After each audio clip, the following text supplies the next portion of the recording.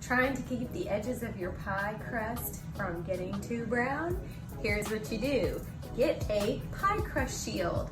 I ordered mine from Pampered Chef and I love it.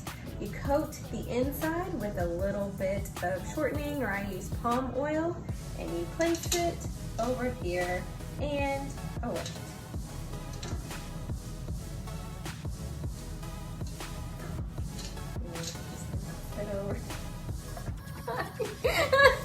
Good job. It should be okay. You know what? Since it doesn't fit, here's what I'm gonna do.